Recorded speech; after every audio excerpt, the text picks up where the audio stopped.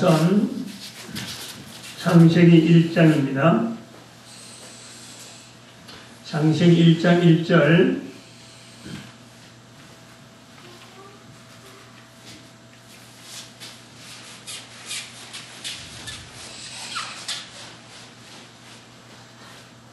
창세기 1장 1절 합니다.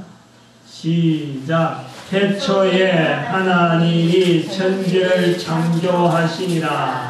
아멘. 한 번 더. 태초에 하나님이 천지를 창조하시니라. 아멘. 따라해요. 브레시트. 태초에 브레시트. 카라. 엘로힘. 하샤마임. 부에트다. 부에트다라서 부에트. 하샤마임. 에트. 하레츠. 지금 여러분들은 히브리어를 하고 있어요. 히브리어 창세기 1장 1절 내려가서 합니다.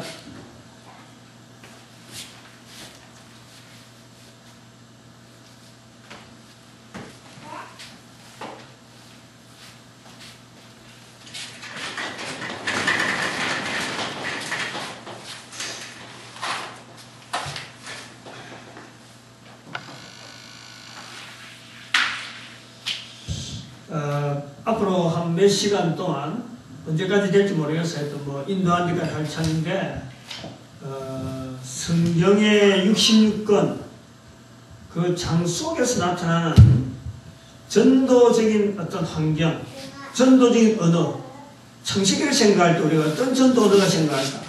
출애굽을 생각할 때 어떤 전도 언어가 생각할까? 성경의 장하고 연결되어지는 어떤 전도 언어들이 제가 계속해서 이제 시간 내는 데까지 한번 해보려고 해요. 관계전도. 이는 늘 이제 관계전도고 현장에 뭐 전도 언어죠, 전도 언어. 이게 언어 훈련이다. 언어 훈련을 이렇게 명제하고 합니다. 그래서 전도적인 그 시각을 자꾸, 언어를 자꾸 이렇게 개발해야 되니까, 성경 속에 창세기는 창세기대로, 출애굽은 출애굽대로 어떤 뭐 성경 강해나 또 성경 공부 그런 게 아니고 전도 현장에서 나올 수 있는 언어를 갖고 지금 자꾸 훈련시키려는 거예요. 창세기입니다.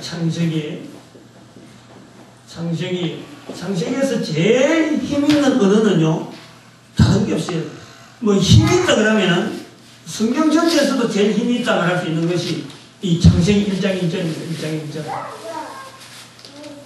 아까 제가 그거는 히브리어를 신학교에서 공부할 때 신학교 교수님이 그래요. 시험을 치는데 중간고사인가 기말고사인가 하는데 창세기 1장 1절을 히브리어를 쓰래요. 근데 안 보고 쓰는 거지, 안 보고 창세기 1장. 모르는 암송을 못한 사람 없으니까 안 보고 쓰러 간대. 우리 배울 때 히브리어 강사가 교수님이 어떤 분이냐면은 지금 성경에 나와 있는 그거는 하나의 어떤 문자로서의 성경이지. 그 성경으로 문자로 그렇지. 실제로 이스라엘에는 그런 문자를 안 쓴대요. 전부 다 필기체를 쓴대요, 필기체로.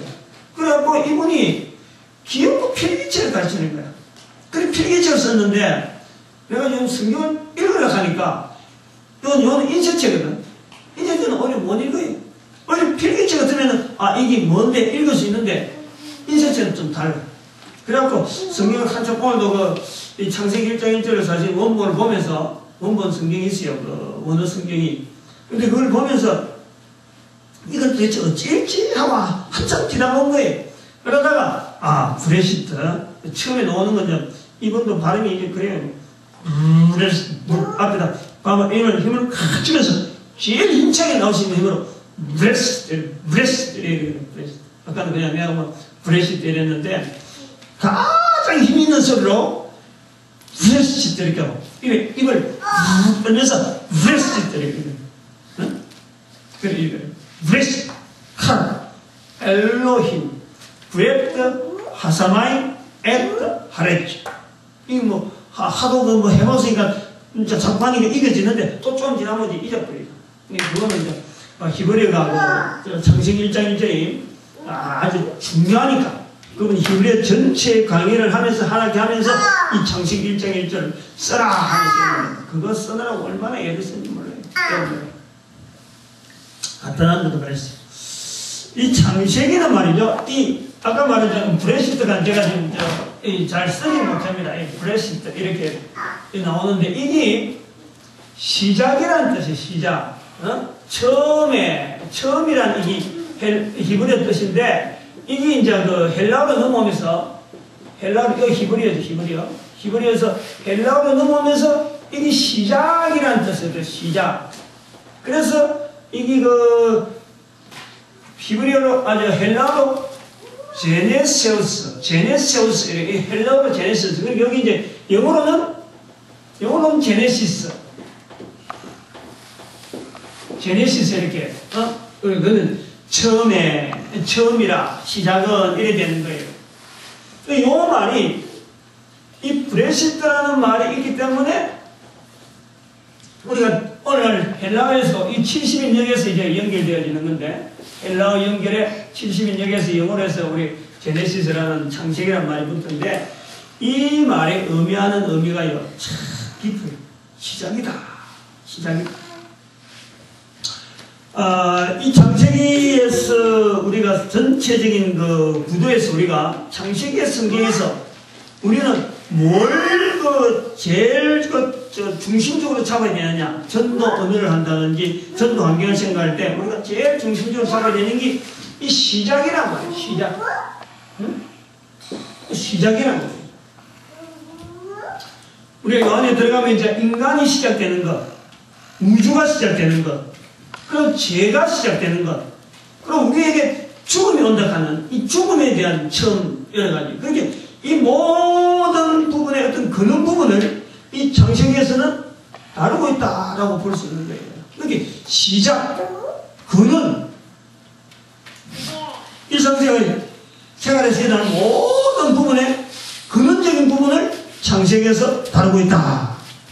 우리가 살아오고 만나고 되어지는 모든 일에 근원을 이 창세기에서 보면 우리가 창세기라는 성경을 따라할 때는 제일 먼저 근원, 가장 기초, 뭐든지의 가장 기본적인 부분이 가장 기초적인 부분을 여기서 다루고 있다.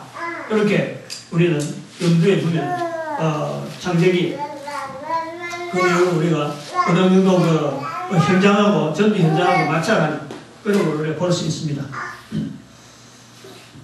이 시작이라는 그 창세기의 어떤 구조를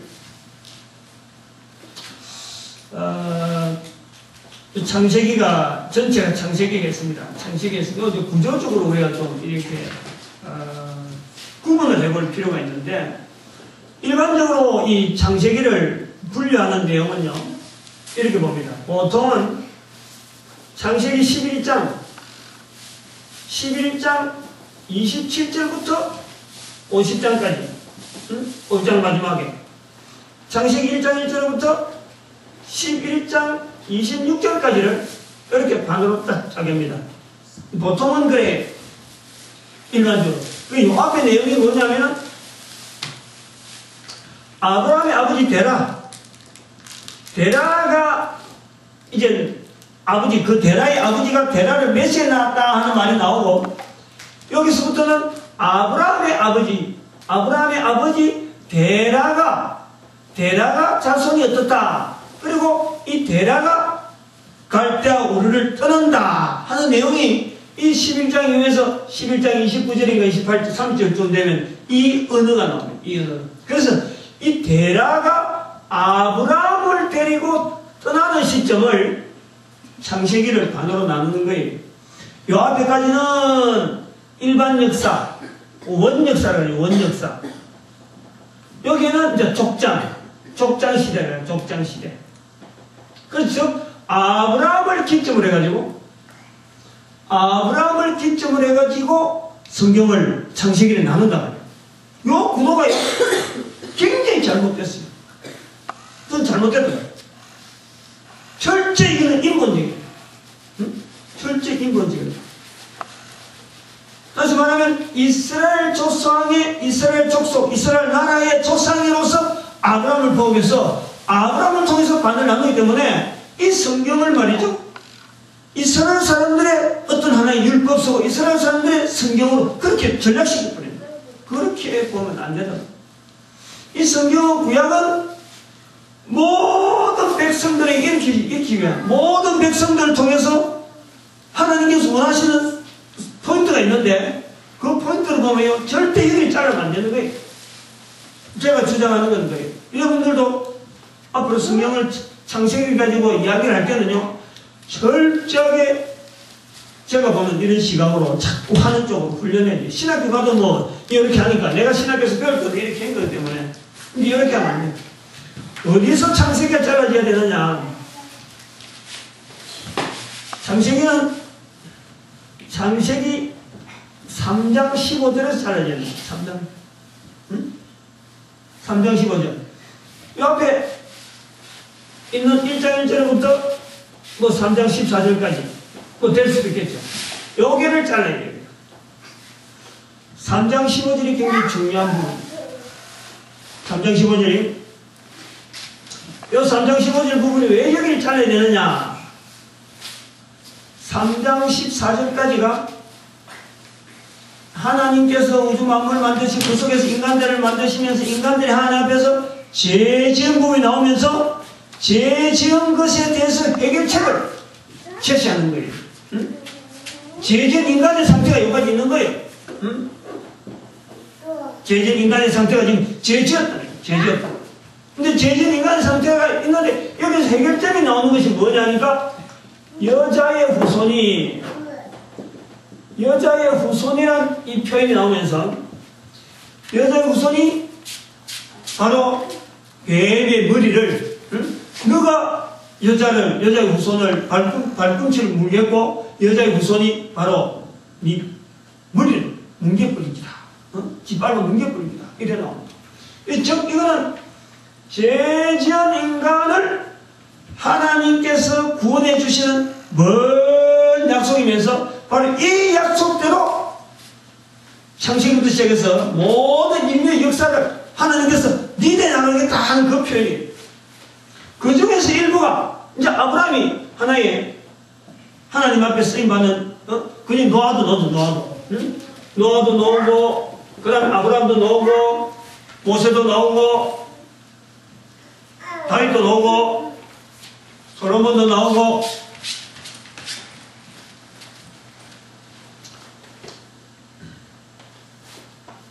그래 하는 거예요. 그렇게 계속해서 오늘 우리까지 오는 거예요.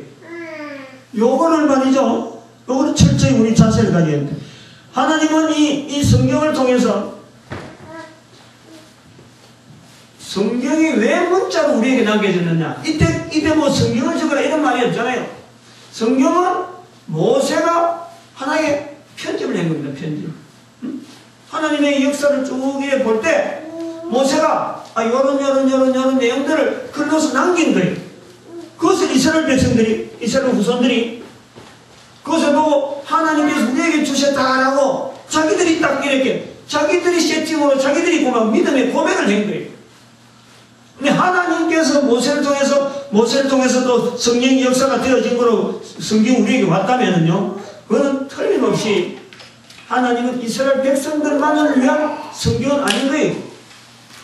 모든 인간들을 통해서 하나님은 이 모든 성경, 모든 내용을 통해서 아브라함부터 쭉 시작해서 요한계시록, 그 다음에 요한계시록부터 시작해서 오늘 우리에게까지 이어지는 그 수많은 성경의 역사를 하나로 해서 하나님이 하시는 원하는 건 뭐냐니까 하나님을 알게 하시려는 거예요. 다른 거 없어. 성경은 철저히 하나님을 인간이 인정하게 만드는데 하나의 도구로서 쓰임받기를 하나님이 원하는 거예요. 그 모든 인류지, 거기 이스라엘 백성이라고 독특하게, 아브라함의 후손이라고 독특하게 우리에만 하나님이다 라고 부르는 것은요, 그렇게 인정하게 만드는 것은 우리 철저히 거부해야 돼요. 철저히. 바로 그런 의미에서 제가 여기에 이 부분을 자르지 말라라고 하는 거예요. 아브라함을 따라가고 뭐 족장시대, 족장 이전 역사 이렇게 하면은 그건 이스라엘의 성경이 되는 거예요. 창세기 3장 15절로 잘라놔야 모든 인류가 여자의 후손으로 오시는 예수 그리스도. 응? 여기 나오는 게 이제 마태복음 얘기네. 마태복음에 나오는 여자의 후손. 즉 마태복음 1장 16절인가요? 16절에 17절 정도 가보면은 요셉, 마리아, 정원한, 요셉과 정원한 마리아 이래 나옵니다. 마리아 나오고 마리아에게서 예수가 태어나니라. 예수가 낳는다. 이래 나오는 거예요. 그 여자의 후손에 대한 내용이 창세기에 시작된 이 언어가 바로 예수님에게 연결되면서 여자의 후손으로서 아직 결혼은 약속은 했는데 정혼한 상태로서 아직 동거는 안 된 상태로서 동정녀 마리아에게 예수님께서 태어나게 되는 거예요. 그 여자의 후손에 대한 거예요.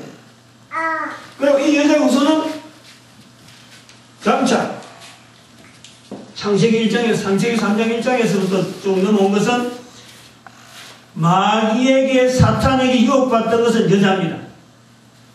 그러나 다시 한 번 더 여자의 후손을 통해서 죄를 짓던 그 여자, 남자 여자 그 여자의 후손으로서 죄 지은 자들을 용서받게 하고 죄 지은 길에서 예수를 소개하는 여자의 후손 예수를 소개하는 그 길에 바로 여자들이 쓰임받는 거예요. 저는 그걸 보는 거예요. 그 여자의 후손이라는 이 여자의 후손이 나중에 예수님 다음에 나오는 게 뭐냐니까 이게 전도자예요. 전도자. 이런 시각으로 보려고 하는 내용이 제가 지금 강의하는 전도 현장의 어느 원료다. 애가 여기 나올 때는 애를 못 나오게 해야지. 나오고 나서 뭐 이래 하려고 뭐.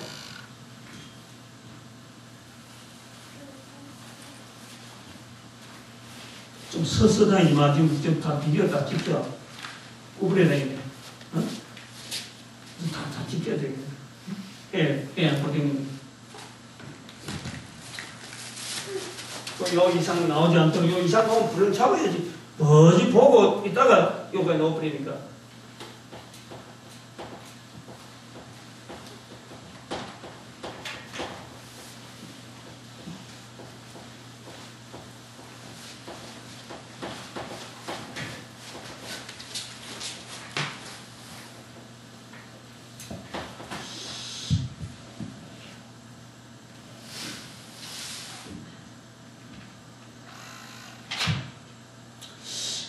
요거 처음에 대한 내용을 한 번 더 좀 합시다. 처음에. 아까 우리가 시작이라 하는 우리가 요 개념을 자꾸 인식시켜야 될 필요가 있습니다. 시작. 왜 우리가 믿는 사람과, 이 하나님을 믿는 사람, 하나님을 인정하는 사람과 일반 사람하고 왜 이게 뭔가 사고방식이 자꾸 달라가냐면요. 이걸 잘 알아야 돼요. 살아가는 근본이요. 이 시작에 대한 자세. 이게 차이가 있는 거예요. 한번 봐봅시다. 지금, 금년 지금 2011년 1월이잖아요.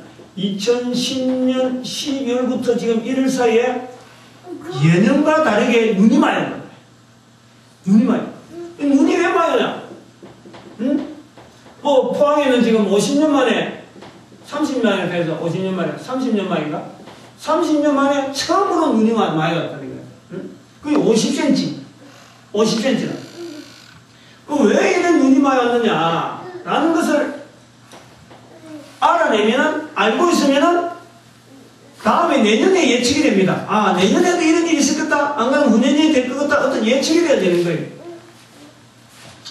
왜 지금 이 2010년부터 지금 금년에 이런 눈이 많이 오느냐? 그걸 내용을 설명하는 내용들 보니까 이게 근거가 말이요. 이 시베리아 지역에 아트레진이 있어. 녹아진데 시베리아 얼음이 막 얼고 막 꽁꽁꽁 얼어야 되는 그런 땅이 이게 꽁꽁 걸지 않고 녹는데 녹아요. 그러니까 녹으니까 이 기후가 공기가 압력이 생기는 거예요. 그 시베리아 위쪽에 공기가 찬 공기를 가면은 위에서 내려온 걸 그대로 받아서 계속 얽힌데 이게 따뜻해지니까 공기를 밀어내는 거예요. 공기를 밀으니까 찬 공기를 밀어내는 힘이 세니까 이 밑으로 있는 시베리아 밑에 있는 이 남한에 있는 이런 데 지역에 이 바람이 위에서부터 시베리아에 가서 내려야 될 물줄기들이 얼음으로 얼어야 될 게 이게 밀려가지고 따뜻한 물에 내려오면서 눈으로 막 쌓이게 내려오는 거예요. 그래서 지금 근본으로 이 눈이 많이 오는 거는 시베리아 지역에서 지금 그 꽁꽁 얼지 않고 녹는 상태가 계속 되니까 된다. 그럼 왜 시베리아가 녹느냐?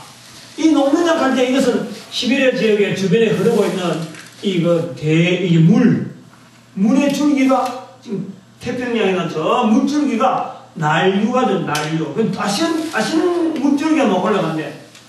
딸줄이 올라가니까 북극에 있는 물들이, 북극에 있는 그 북극의 얼음들이 녹는단 말이에요. 녹는다. 응? 시베리아 쪽의 얼음들이 녹는데, 그럼 그 물이 그럼 왜 따뜻하게 되느냐?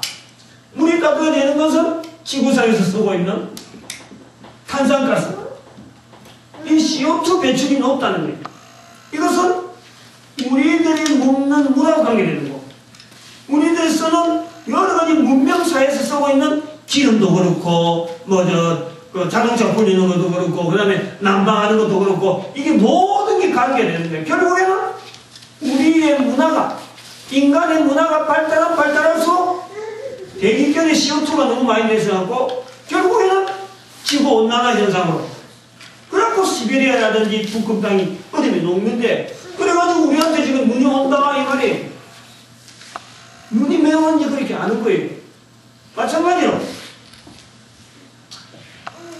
한 인간의 근본적인 부분을 알면요, 자기가 어디서 태어났고, 죽어간데도 어떻게 죽어가고, 왜 지금 살아야 되는지 아주 기본적인 걸 아는 자세하고, 이렇게 사는 게 맞는 게지, 저렇게 사는 게 맞는 게지, 자기 살아가는 걸음에 대해서 밑도 끝도 없이 살아가는 거거든요. 이게 방향이 다른 거예요. 애들이 어릴 때부터 하나님을 믿는다 하는 것은요, 철저하게 이 근본적인 시작의 이 부분에 대해서 확실하게 잡고 있는 거예요, 확실하게. 그래서 차이가 많아요. 생각이 벌써 중간에 중심도 없이 어느 날 갑자기 이래 확 세워진 게 아니고, 저 밑바닥부터 아주 단단한 뿌리를 가지고 이렇게 나무가 자라듯이 부평초가 이라는 거예요. 부평초가. 자기의 근거, 시작의 근본적인 힘, 내가 살아갈 수 있는 힘, 내가 먹는 것은 왜 먹게 되고, 내가 가족으로서 구성되어지는데 왜 이렇게 구성되어지고, 내가 사회생활을 하게 되는데 사회생활은 왜 해야 되느냐, 이런 근본적인 부분을 철저히 따지고 딱 서기 때문에 주변에 생기는 여러 가지 사물들에 대해서, 여러 가지 현상들에 대해서 내가 정리를 할 시간이 거예요. 정리를. 이 일이 생기는 것은 내하고 어떤 관계가 되어지고 앞으로는 어떤 일이 되어질 것에 대한 내 기준에 대해서 주어지는 이 하나님에 대한 자세가 딱 기준으로 되어 있기 때문에 생각하고 말하는 것이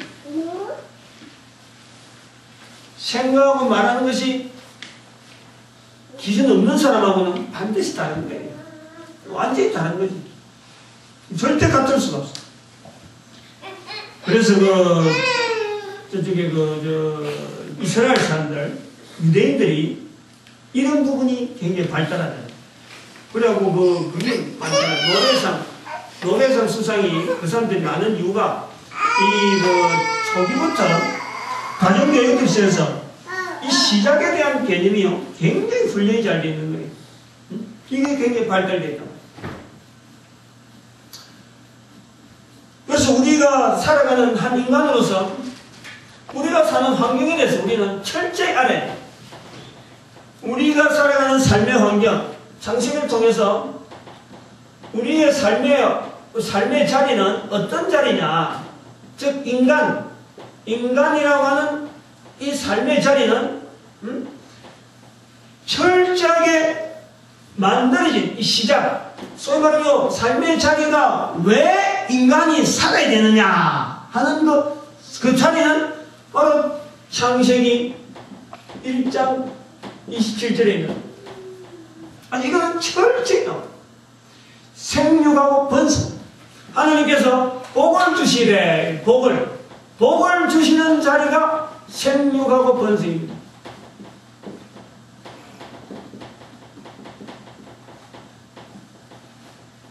인간들에게는요, 생육하고 번성하는 이것은요, 하나님이 주신 복입니다. 복. 창세기 1장 27절입니다. 하나님께서 인간에게 복을 주시길 가르쳤는데 생육하고 번성, 땅에 충만한.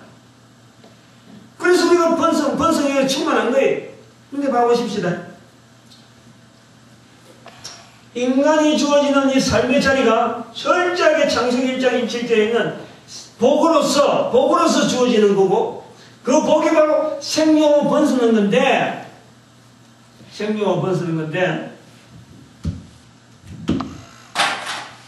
이 생육하고 번성하라는 말씀을 자세히 보면은 사람들이 이 말씀을 배우고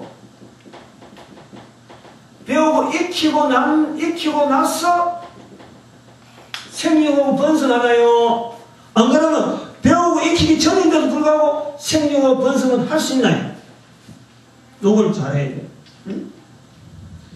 하나님의 말씀이 생육하고 번성하라 하는 말씀을 했는지 아닌지 모르지만 인류는 계속해서 번성했어요.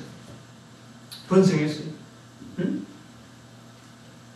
다시 말하면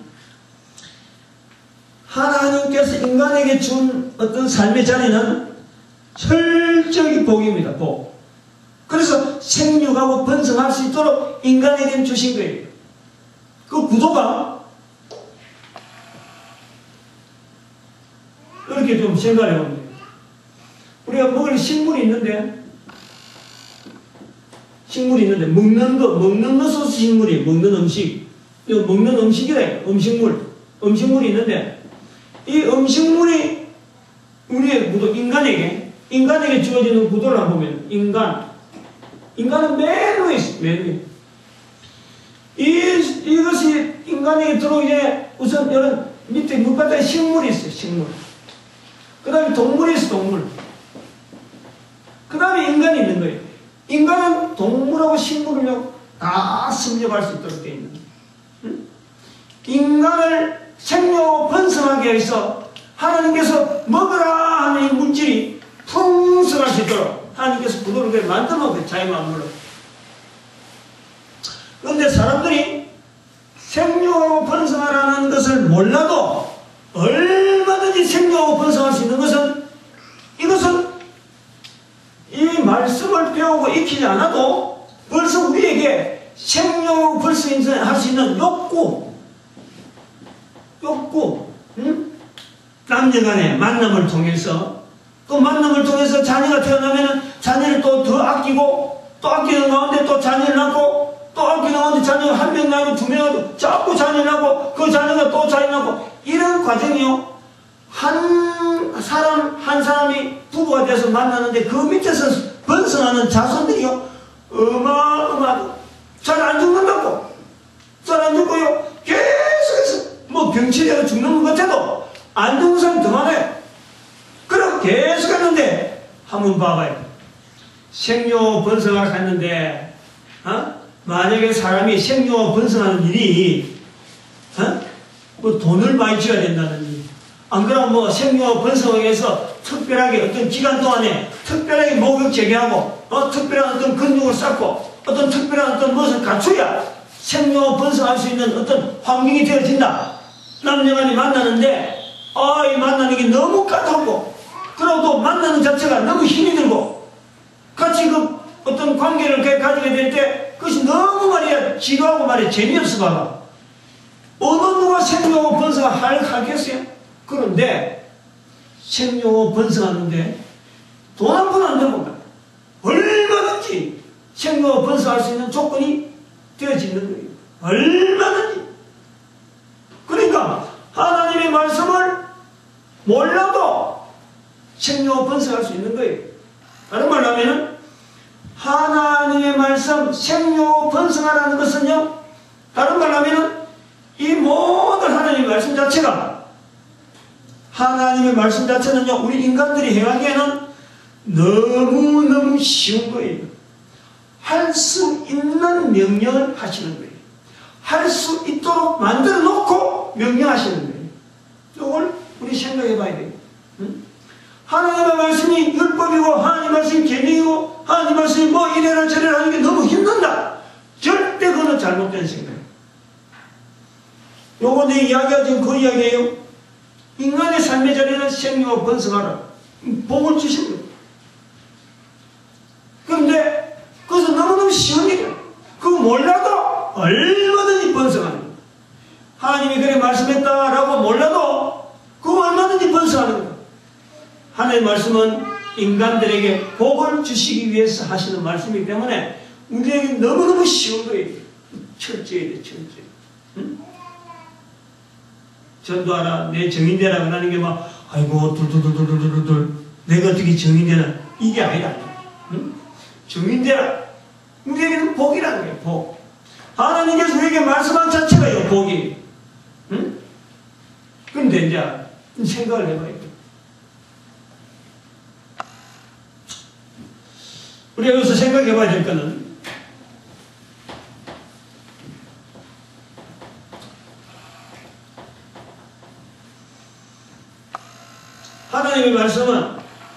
하나님의 말씀은 우리에게 복이 되게 하는데, 이 하나님의 말씀을 통해서 우리가 누려야 될 복을 못 받도록, 하나님의 말씀이 우리에게 적용이 안 되도록, 하나님의 말씀이 우리에게 전혀 관계가 없도록 만드는 것이 바로 뭐냐니까 그게 죄예요, 죄. 죄. 응? 이 죄가 창세기가 있는 거니까 죄라는 개념을 보는 거예요. 죄는 이건 인간이 저질렀어, 인간이. 책임이 인간에게 있어요. 잘못하면 이거 곤란합니다. 뭐 창세기 3장 1절에 뱀이 가장 강교하더라. 마귀가 뱀의 모습을 입고 사람에게 와서 죄짓게 했다.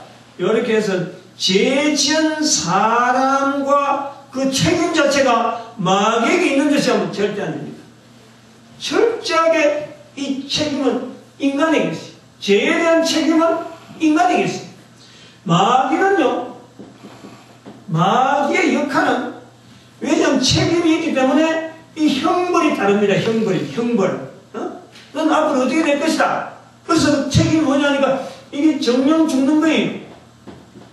죽음이 오는 거예요. 응? 책임은, 마귀는요, 책임이 없어요. 왜냐하면 이미 형벌을 받았어, 형벌. 이미 형벌을 받은 상태에 들어있는 거예요.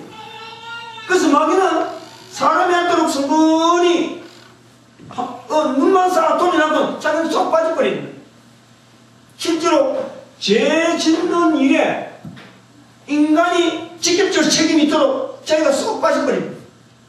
만약에 창세기 2장 17절에 있는 동산 중앙에 있는 실과는 먹지 마라.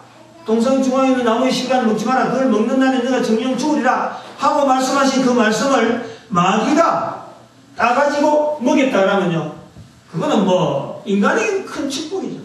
응? 그거는 책임이 마귀한테 있는 거예요.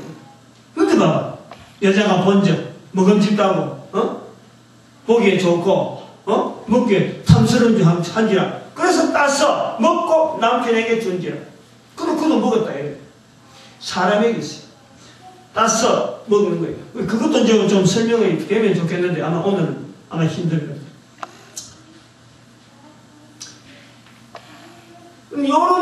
요 죄는 이렇습니다. 인간이 있잖아요. 구도적으로 보여요. 인간은 이건 하나님, 데오스. 데오스. 데우스 앞에 데우스. 인간이 하나님으로 향하도록 되어 있어. 인간 자체가 구도거든요. 인간이. 이게 하나님께 주시는 복, 복을 누리면서 계속 번성할 수밖에 없도록 인간은 되어 있는데, 이 죄라는 것은 뭐냐니까?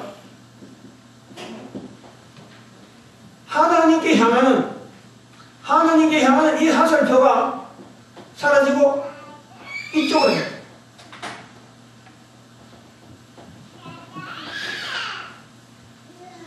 하나님을 향해야 될 인간의 방향이 이 죄를 향해서 죄와 동거해서 살아가도록 방향이 바꿔진 거예요.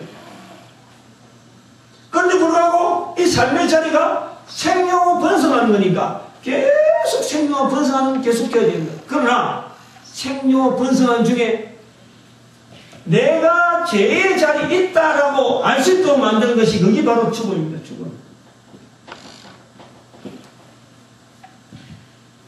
인간들이 아무리 생명으로 번성해도 자기가 죽는 거예요. 부모가 죽습니다. 또 내가 죽습니다.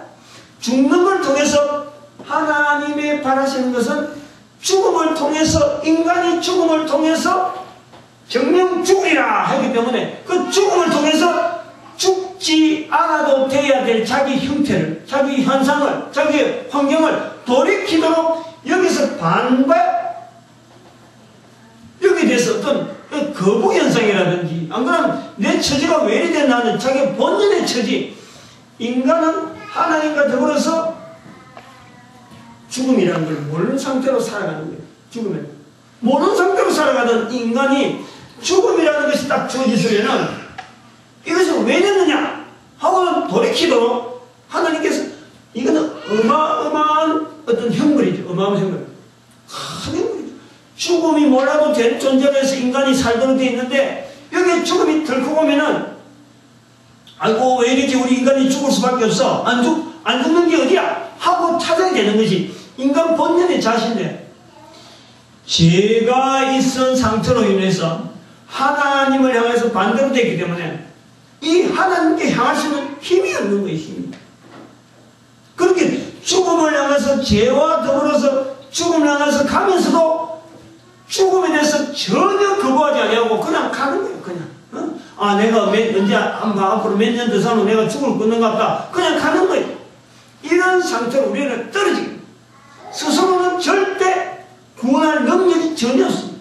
어떤 형태로 통하든지 간에 인간에게는요, 이 죄로 말미암아 이 주어지는 이 건세가 너무 우리가 이건 큰 어떤 능력을 아주 완전히 송두리째 없애기 때문에 요 능력, 하나님께 향하는 그 방향을 완전히 우리가 반대 방향으로 돌려나기 때문에 우리 스스로 돌이킬 수가 없습니다. 마귀도 안 되는 거지, 마귀도. 이제 요 방향으로 돌리는 이 자세를 누가 했느냐? 바로 여기 마귀가 사탄이 이 요한복음 8장 44절에 거짓의 아비 여기서 나오거든요. 거짓의 아비. 인간이 하나님을 향하게 되는 게 참인데 그 반대로 향하도록 유혹행위입니다. 그래서 이 거짓의 아비입니다. 창세기에 들어가면요, 할 얘기가 참 많은데, 뭐, 요 정도로 할까, 어떻게 하나로 더 할까 보는데,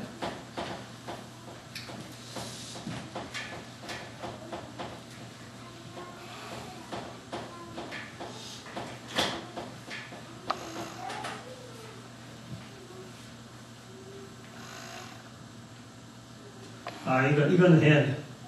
이건 중요한 거니까.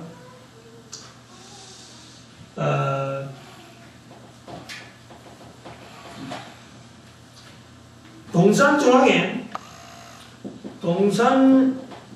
중앙에 있는 나무 이랬습니다. 중앙에 있는 나무의 실과는 먹지 말라 그랬어요. 잘 우리가 생각해 봐야 됩니다. 먹지 말라. 에덴 동산에 있는 아담과 하와가 먹을 것이 없었을까? 치면은 이거 아니라도 먹을 것이 쑥 들어가 있습니다. 근데 봐보십시오. 동산 중앙에 있는 나무의 실과는 먹지 말라 그랬어요. 먹지 말라. 다른 말로 하면은 동산 중앙에 있는 나무의 실과는 먹는 것이 아니라는 거예요. 먹는 것이. 어? 에덴 동산에 있는 하와와 아담이 할 일은 뭐겠어요?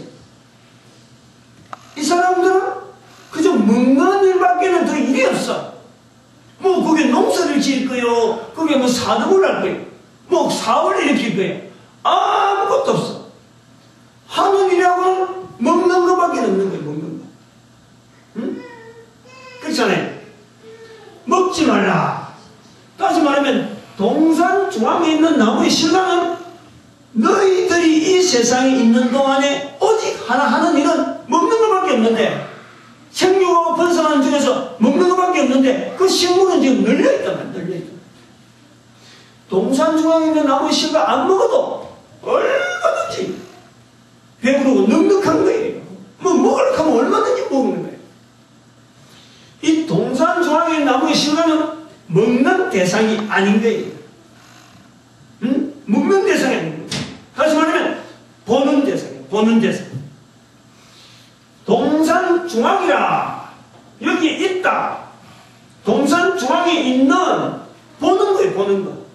그리고 생각하는 거예요. 먹는 것이 아닌 것에 대한 하나의 수많은 것 중에서 먹는 것이 아닌 것. 그럼 먹기 위해서 주어진 식물이 아닌 먹기 위해서. 다시 가면 생각하기 위해서. 동산 중앙에 있는 나무는 무엇 때문에 있느냐? 다른 말로 하면 저는 이걸 봅니다. 이 동산 중앙에 있는 나무는 어떻게 보면 예수 그리스도시고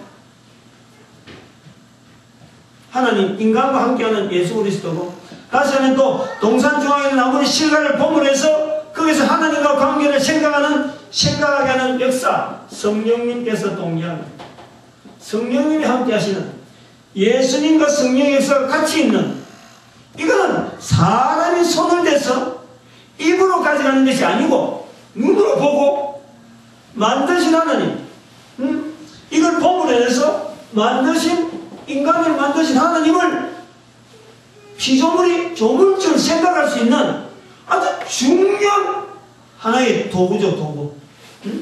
다른 건 자기가 얼마든지 먹을 수 있고 입에 가져가는데 요거는 먹는 게 아니라는 거예요. 근데 먹는 게 아닌데 먹도록, 먹는 게 아닌데 불구하고 그것을 먹도록 만드는, 보암직도 하고 먹기에 탐스럽기도 하고, 아주 그렇게 입에 땡길 수 있도록 그렇게 마귀의 말에 들어가는 거예요. 마귀의 말이.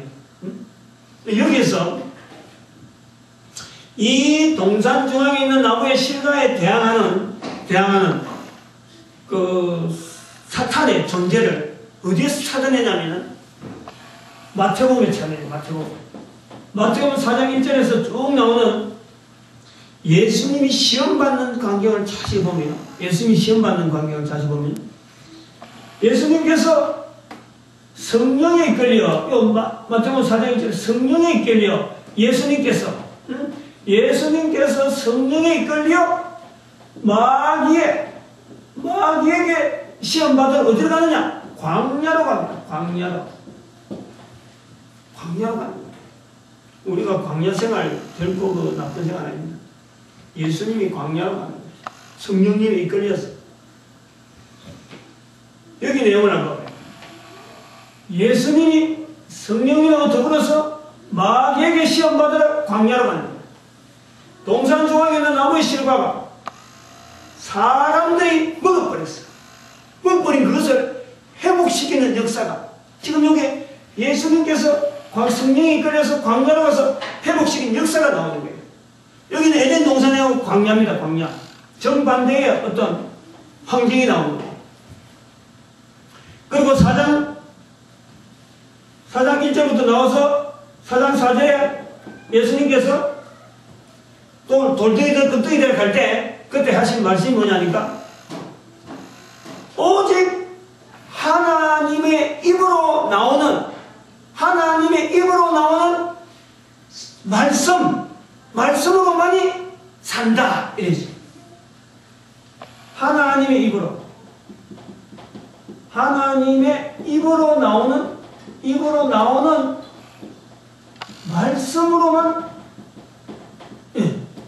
말씀으로만 하나님의 입으로 나오는 말씀으로만 산다. 뭡니까? 동산 중앙에 있는 나무의 실과 먹지 말라. 먹어야 사는 인간이 입에 들어가는 그 인간의 그 입이 먹는 입이 이 동산 중앙에 있는 나무의 실과를 먹어버렸다. 다른 거 얼마든지 있는데 안 먹으면 안 되는 건데 그걸 먹었다. 인간에게 있어서 먹어야 되는 거는 하나님의 입으로 나오는 말씀으로만 먹어야 산다. 이 같은 입이라, 같은 입. 하나님의 입, 인간의 입. 인간의 입은 먹지 말아야 될 것을 먹는데 하나님의 입은 나오는 말씀이라, 말씀. 그 말씀을 인간들이 대받아서 하나님의 입에서 인간의 입으로 그 직선적으로 연결되어지는 하나님의 입에서 나오는 그 말씀으로만 산다. 먹어야 산단 말이야. 하나님 입으로 나오는 그 입에서 나오는 말씀이 바로 인간의 입의 양식이 되어지는 그 섭리가 바로 여기에 동산 중앙에 있는 나무의 실과 이거는 먹는 게 아니고 하나님의 입으로 나오는 그 말씀으로 먹어야 산다. 그러면서 4장 7절, 이 4장 4절, 7절, 11절 자체가 7절과 11절이 하나님을 시험치 말라. 이제 여기에 나오는 보충이라고 말이야, 보충. 이 첫 번째, 하나님의 입으로 나오는 그 말씀으로만 산다 할 때, 하나님의 말씀으로 가고, 또 성경 말씀 가고, 마귀가, 시험해봐라 하니까, 시험치 말라. 하나님 입으로 나오는 말씀은 시험하는 것이 아니다. 동산 중앙에 있는 나무의 실과는 먹는 것이 아니라 마찬가지로, 하나님 입으로 나오는 말씀은 시험하는 게 아니라는 거예요. 시험하는 게 아니라. 그러면은, 뛰어내려라. 그럼 바뀌었다. 그럴 때 사탄아 떠나라. 오직 하나님만 섬기라. 하나님만 섬기라. 하나님의 입으로 나오는 그 말씀으로 먹는 인간이 해야 될 일은 하나님만 섬기라. 아까 여기 그림. 인간이 하나님을 향해 있다가 돌아서 있는 그 역사를 회복하는 것이 마태복음 4장에 있는 그 사건을 보는 거예요. 그래서 우리가 창세기에 있는 사건을요, 창세기만 가지고 여기 보면 안 됩니다. 그 창세기를 저 건너서 예수 그리스도까지 딱 와가지고 예수님께서 도대체 뭘 가지고 정리를 해놨느냐? 창세기에 나오는 사람이 죄짓지 않은 그 상태를 하나님 예수님께서 회복시키는 그 섭리를 우리는 보는 거예요. 거기서 나오기 때문에 동산 중앙에 있는 나무의 실과의 기능 자체를 왜 해필이면 동산 중앙에 있는 나무의 실과를 두었느냐 안 두었냐, 이거는 시비거리가 아닌 거예요. 이걸 통해서 바로 하나님이 우리와 함께 하심을 먹는 게 아니고 보는 거야. 보는 거. 그건 먹는 게 아니고 생각하는 거예요. 먹는 게 아니고 거기서 신앙 고백을 한다고 만드는 것이 바로 동산 중앙에 있는 나무의 실과라는 거예요. 성경에 뭐 다양한 내용을 가지고 뭐 이렇게 복잡하게 할 필요 없습니다. 복잡하게 하면요, 뭐 진짜 자꾸 복잡한 이야기가 자꾸 나오는데, 근본적으로 우리 인간에게 하나님은 복 주시기 위해서 생육하고 번성하는 모든 환경을 다 나눴다 하는 그 자체를 근거로 해서 우리는 자꾸 성경을 해석에 들어가야 되고, 왜 우리가 더 떨어졌느냐, 어떻게 하면 더 회복될 수 있느냐, 예수 그리스도 외에서는 안 된다는 거죠. 그래서 예수님께서 요한복음 14장 이제 내가 곧 길이요 진리요 생명이다 하고 예수님이 길인 것을 알려주는 거예요. 다시 말하면 동산 중앙에 있는 나무 실과를 통해서 지원받은 인간들의 근본 자세를 자꾸 지키게 만드는 거예요. 응? 자꾸 지금도 우리에게 있는 동산 중앙에 있는 나무 실과는 지금도 있는 거예요, 우리에게. 응? 근데 우리가 그걸 무시하잖아요. 무시하는 그게 먹지 말라고 하는 것을 먹는 거하고 같아요. 예수님이 길이요 진리요 생명을 가는데 그 길이요 진리요 생명인 것을 내가 자꾸 뭉개는 거예요. 내가 먹지 말라고 해서 그걸 자꾸 먹으려고 막 달아들고 막 까먹고 그러는 거죠. 우리 인간들의 모습이 지금도 여전히 창세기 있는 이 그 축복에 대한 이 거부하는, 그리고 창세기 2장에 있는 동산 중앙에 있는 나무의 실과는 지금도 계속해서 위협당하고 있는 하나의 모습으로 우리가 상징적으로 볼 수 있어요. 그걸 성경의 창세기라 그래서 멀리 떠나는 것이 아니고 오늘 우리에게도 적용이 되는 거예요. 예수 그리스도 바로 내가 길이요 진리라고 분명히 다 드러내는데 불구하고 안 믿는 거지. 안 믿는 거지. 또 다른 내용을 갖고 뭐 접근할 수 있는 내용이 많이 있지만 어쨌든 여기 이제 우리가 생육과 번성을 하는 중에 이 교회론도 해야 되는데 오늘 여기는 합시다. 그 생육과 번성을 하는 중에 생육과 번성하는 중에 죽음이 있다고 하잖아요.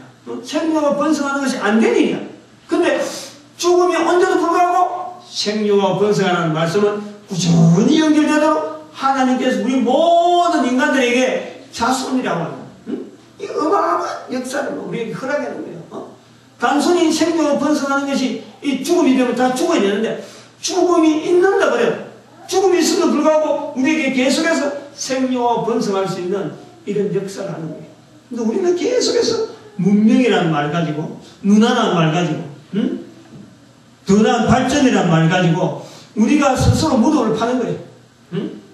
계속해서 공연을 만들고 계속해서 뭐 이런 거 여러 가지 뭐 이기적인 거 만들어놔고는 시베리아도 이제 높게 만들고 지금 그래서 기후가 계속해서 변동되게 만들면서 고통을 당하고 있는 거예요. 그러다가 이제 어느 정도 어떤 그 밸런스가 깨지면은 서로 그 죽음을 자초하는 거예요. 자초하는.